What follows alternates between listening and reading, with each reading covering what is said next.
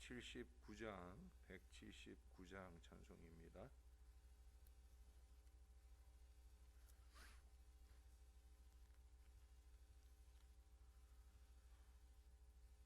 주 예수의 강림이 가까우니 저 천국을 얻을 자 회개하라. 주 성령도 너희를 부르시고 무천사도 나와서 영접하네. 주 예수님 너희를 찾으시니 왜 의심을 하면서 오지 않나. 온 세상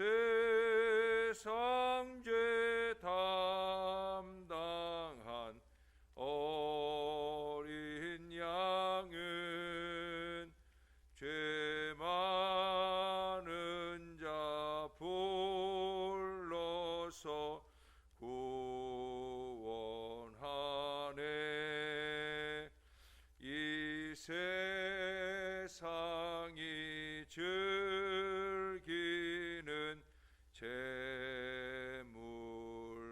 재물로는 내 근심과 고초를 못 면하리. 또 숨질 때 위로를 못 얻으며 저 천국에 갈 길도 못 찾으리. 내 아버지 주시는 생명 양식 다 배불리 먹고서 영생하라. 곧 의심을 버리고 주께 오면 그 한없는 자비를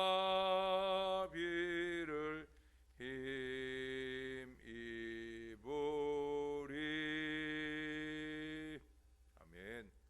그 다음 찬송 한 장 더 합니다. 180장 찬송입니다.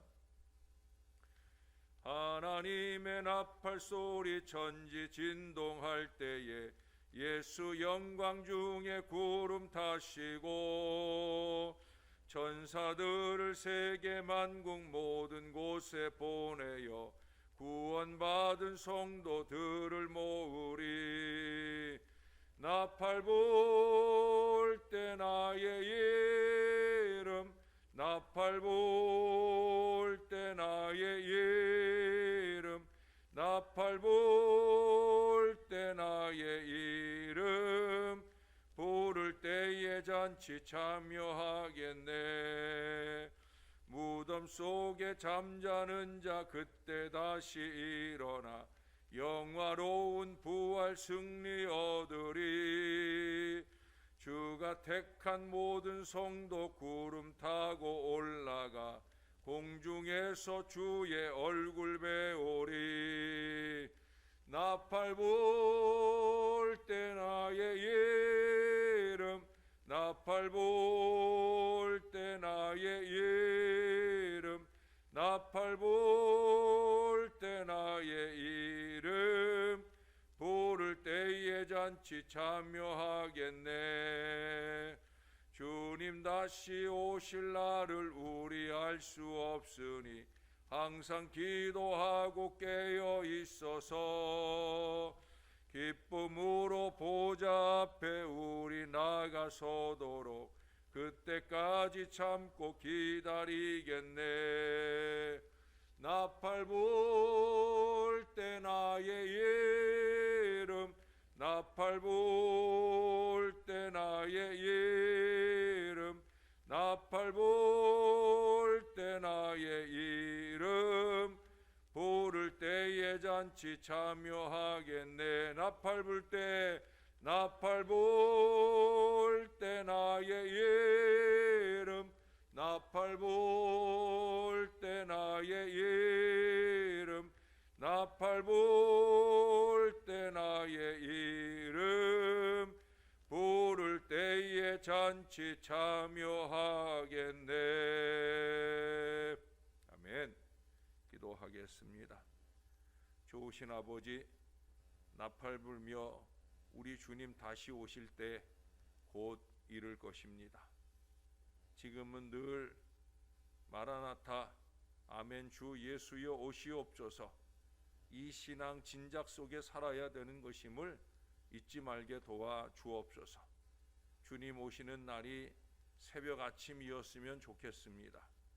주님 오시는 날이 우리가 깨어서 주님께 예배하는 복된 시간이었으면 좋겠습니다.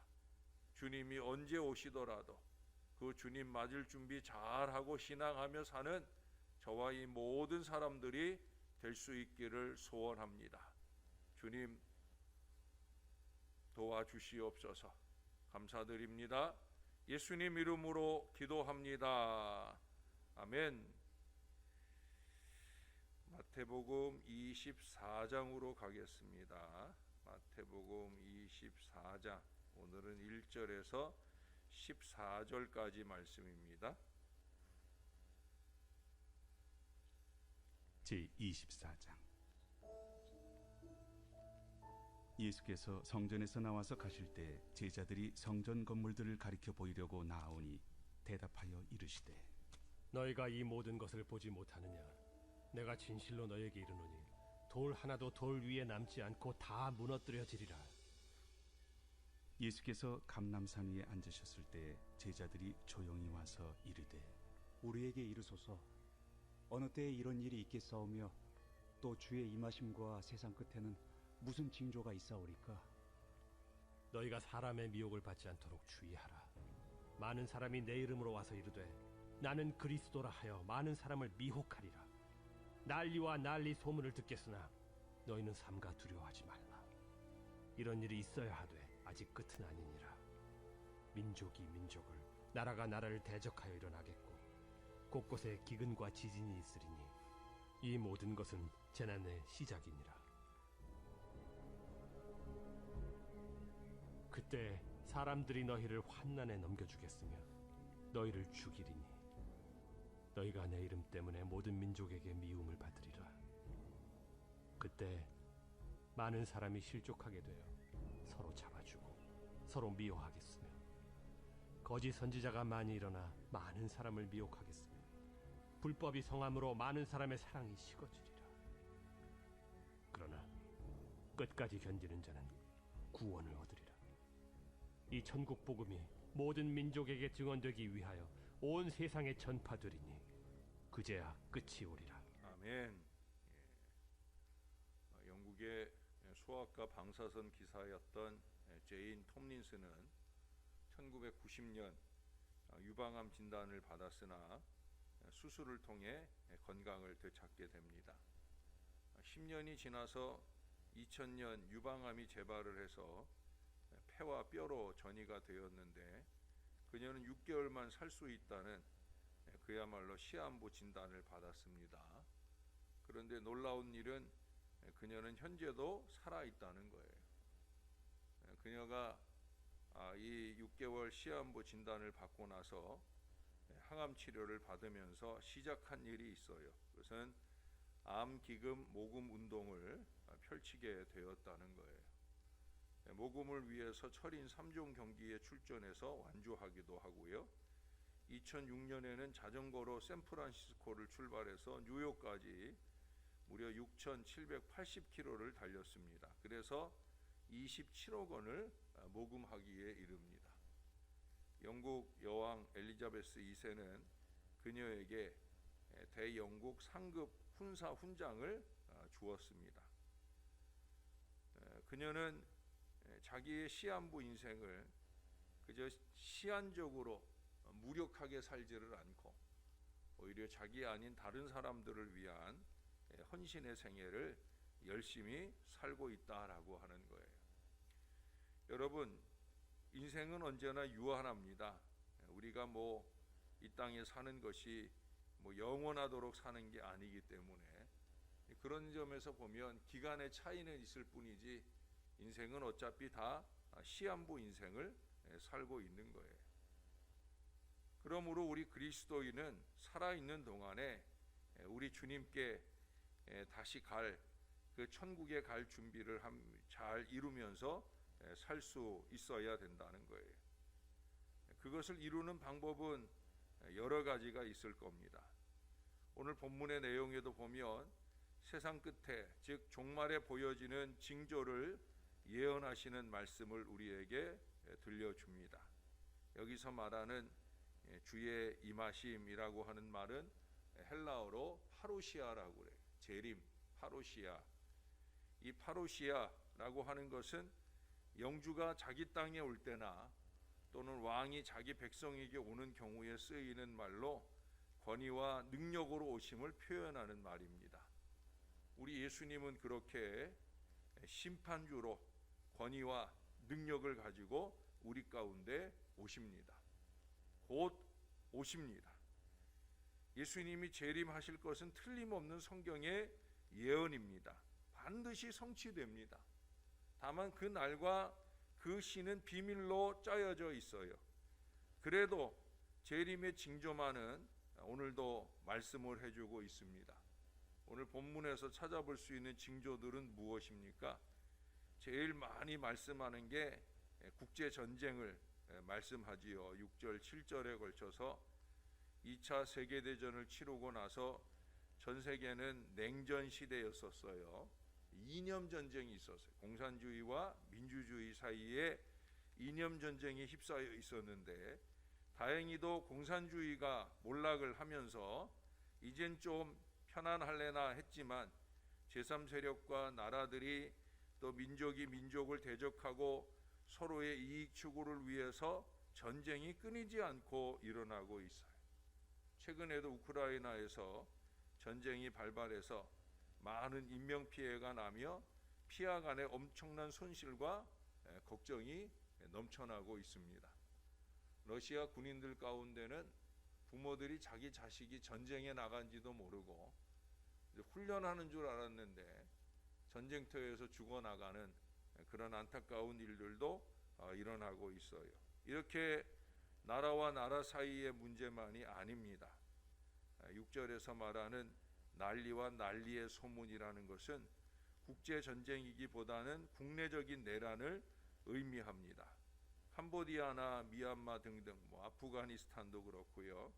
많은 나라들이 그 안에서 민족끼리 권력 분쟁으로 수백만이나 죽고 죽이고 하는 일들이 일어나고 있어요. 우리나라는 우리나라 같은 경우에는 보수나 개혁 또는 영혼한 문제 등 총성 없는 전쟁이 항상 상존하고 있습니다. 근데 이런 분쟁만이 아닙니다. 분쟁이라고 하는 것, 전쟁이라고 하는 것은 개인이나 집단의 이기성 때문에 일어나는 안타까운 종말의 모습이기도 하지만 여기 7절 하반절에서는 기근과 지진이 있을 것을 말씀해요. 기근은 전쟁보다 더 무서운 재앙입니다. 다윗도 7년간의 기근보다는 7일간의 온역을 택할 정도로 무서운 거예요. 오래전의 통계를 봐도 세계는 1분에 24명, 1시간에 1,400명, 1일에 3만 5천 명이 기근으로 죽어가고 있다는 거예요. 그러니까 지금 이 코로나 바이러스의 위험을 말하지만 사실은 코로나 바이러스로 죽는 사람보다 기근으로 죽는 사람들이 더 많다는 사실을 우리는 통계적으로도 알 수 있어요. 이렇게 굶주림으로 죽는 사람이 전쟁이나 혁명이나 내란에 의해 죽는 사람보다 훨씬 더 많다는 거예요. 방송에서는 자주 이들을 살리자는 여러 구호단체의 공익 광고가 자주 등장을 합니다. 그만큼 심각하다는 거죠. 또 최근 들어서는 지진이나 화산 폭발 등의 이 자연재해로 인한 피해가 엄청나게 증가하고 있습니다. 주님 곧 오실 때가 되었다는 거예요. 가장 심각한 것은 영적인 문제지요. 거짓 선지자와 적그리스도의 출현을 말합니다. 우리나라에서도 이단이 엄청나게 득세를 합니다. 요즘 내가 예수다, 내가 선지자다라고 하는 사람들이 많아요. 신천지의 이만희도 대표적입니다. 그래서 많은 사람들이 미혹을 당하고 있어요. 택한 자라도 미혹하려고 천사와 같이 나타나서 기적을 통해서 성도의 마음을 빼앗고 왜곡되고 포장된 이단 사설에 넘어가게 되는 경우들을 많이 보게 됩니다. 특히 우리 지역은요, 이 지역은 가까이에 이런 신천지나 하나님의 교회 이런 이단들이 많이 있습니다. 여러분 잘 유의하시고 이 신앙을 잘 지켜내야 합니다. 다니엘서 12장 4절 같은 데 보면 교통이 빈번해지고 지식이 더해지는 것도 말세의 한 징조임을 말합니다. 우리가 뭐 전국이 아니라 지금은 세계 일일 생활권을 얘기하잖아요. 글로벌 시대를 얘기하잖아요. 이게 다 말세의 징조인 것입니다. 후반부에 좀 길게 언급하는 내용은 불법이 성하고 사랑이 식어지며 복음이 땅끝까지 전파되어야 그제야 끝이 온다는 말씀을 덧붙여 말하고 있습니다. 이러한 징조들을 우리가 잘 파악하고 분별하는 것도 중요하지만 더 중요한 건 뭐예요? 예수님이 이런 징조를 말씀하신 이유는 바로 더 우리가 어떻게 해야 되냐는 거예요. 주님이 곧 오시는데, 곧 오시기를 우리가 소원하고 지나는데 그럼 어떤 모습으로 살아야 되느냐, 이게 우리가 더 주목해야 될 말씀이죠. 먼저 꼽을 수 있는 것은 자기를 늘 살펴서 회개하는 성도가 되어야 합니다. 여러분, 회개가 늘 있어야 되는 거예요. 빨리 회개해야 되는 거예요. 제가 자주 얘기하잖아요. 오늘 회개, 오늘 해야 된다. 아직도 하나님이 참으시고 계시는 것은 다 멸망하지 않고 회개하기에 이르기를 원하신다는 거예요. 나의 회개는 물론이고 더 나아가서 가족이나 친구나 이웃들이 회개하고 돌아오도록 할 수 있어야 됩니다. 주님 곧 오시잖아요. 회개가 준비예요. 회개가. 여기 14절에 이 천국 복음이 모든 민족에게 증언되기 위하여 온 세상에 전파되리니 그제야 끝이 오리라. 회개하게 하는 일에 적극적으로 교회가 힘을 써야 된다는 거예요. 열방 앞에 서서 기뻐 외치는 이 회개의 복음을 통한 큰 기쁨과 구원의 역사를 우리가 끊임없이 노력하고 또 노력해야 된다는 거예요. 둘째로 꼽을 수 있는 것은 거룩한 행실이 이루어져야 됩니다. 여러분, 믿지 않는 사람들과 좀 구별되게 사는 삶이 필요하다는 거예요. 베드로전서 1장 15절에서도 모든 행실에 거룩한 자가 되라고 말씀해요. 그 근거는 뭐예요? 아버지가 거룩하시니까, 우리 예수님이 거룩하시니까, 우리 가운데 다시 오실 거룩하신 예수님 그 앞에 우리가 떳떳하게 서기 위해서는 우리 역시도 거룩한 자가 되어야 합니다. 회개를 지켜내야 비로소 참 신앙이 되는 거예요. 거룩하다는 건 뭐예요? 더 회개할 일을 만들지 않기 위해 노력하는 거죠. 그런 노력들이 저와 여러분 안에 있어야 된다는 거예요. 그래서 세 번째 꼽을 수 있는 것은 좀 경건하게 살아야 합니다. 경건이라는 것은 독실한 신앙, 철저한 신앙을 말하는 겁니다. 제가 여러분들에게 자주 말하는 것처럼 호람대오 하는 거예요. 하나님 앞에서 사는 생활을 경건이라고 합니다. 여러분, 언제 주님이 오신다 해도 걱정이 없는 성도로 살 수 있어야 됩니다. 그 방법은 다른 거 없어요. 열심 있게 기도하면서 경건하게 살아야 됩니다. 베드로전서 4장 7절에 말씀했잖아요. 만물의 마지막이 가까이 왔으니 그러므로 정신을 차리고 근신하고 깨어서 기도하라 라고 말씀하고 있어요. 우리가 항상 이루어야 하는 신앙적인 많은 것들 중에 으뜸을 꼽으라고 하면 바로 기도입니다. 여러분, 우리가 새벽에 왜 오십니까? 이 피곤한 시간 우리가 잠을 깨워서 주님 앞에 나아오는 이유는 다른 거 없어요. 기도하려고 오는 거예요. 이 사순절 기간만 아니라 언제나 기도에 힘써야 됩니다. 사순절 릴레이 기도는 그 기도 생활의 회복을 위한 작은 노력이에요. 기도가 생활이 될 수 있도록 주님 다시 오심을 간절히 소원하는 영부림이 저와 여러분들의 기도 생활 속에 이루어야 되는 거예요. 그렇게 기도하다 보면 성령 충만해지고요. 성령의 충만함을 통해서 열심히 봉사하고 전도하여 우리 주님의 날이 임하기를 바라고 간절히 사모하는 믿음의 삶이 되어야 할 것입니다. 주님이 곧 오십니다. 날마다 때마다 주님 오심을 준비하고 아름답게 살아내는 신령한 주의 자녀들이 다 되시기를 우리의 구주가 되시는 예수님의 이름으로 간절히 축원합니다. 좋으신 아버지, 많은 사람들이 말세라는 얘기를 합니다. 우리도 그렇게 느끼고 있습니다. 정말 말세가 되었다. 하나님, 그러니 준비해야 되지 않겠습니까? 오늘이라도 주님 오시면, 지금이라도 주님 오시면 우리가 신령하게 예배하고 있다가 간절히 기도하고 있다가 그렇게 주님을 떳떳이 맞을 하나님의 사람들이 되어야 되지 않겠나이까? 주여, 우리를 그와 같은 믿음과 신앙으로 붙들어 주옵소서. 잘 살아내 보려고 노력하지만 자주 쓰러지고 자주 넘어집니다. 회개하기를 주저하지 않게 하시고 회개했으면 변화되는 역사가 우리 가운데 일어나게 도와 주시옵소서.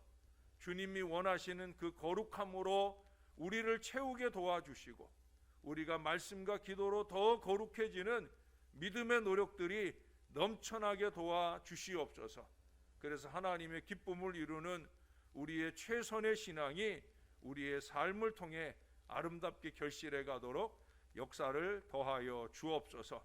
무엇보다 세상 끝날까지 주님의 복음이 힘있게 증거되어야 할 줄을 우리가 알게 도와주시고 부족한 저희들이 가까이 있는 사람들에게 전도하거나 멀리 있는 사람들에게 선교하는 일에 온 마음과 정성을 기울여 행하도록, 그래서 우리 주님 속히 오시도록 준비하는 신앙이 될 수 있도록 우리를 붙들어 주시옵소서. 파루시아, 주님 곧 오십니다. 마라나타, 아멘, 주 예수여 오시옵소서. 이 거룩한 재림 신앙으로 우리 주님 오심을 준비하며 날마다 살게 하여 주옵소서. 오늘은 내일 거룩한 주일을 준비하는 토요일입니다. 오늘 하루도 잘 살게 하시고 우리의 육신을 잘 쉬어주게 도와주셔서 내일 거룩한 주일에 영과 진리로 예배할 신령한 주의 백성들 다 되도록 우리를 도와주시옵소서. 언제나 저희와 임마누엘 함께 하심을 감사드립니다. 예수님의 이름으로 기도합니다. 아멘.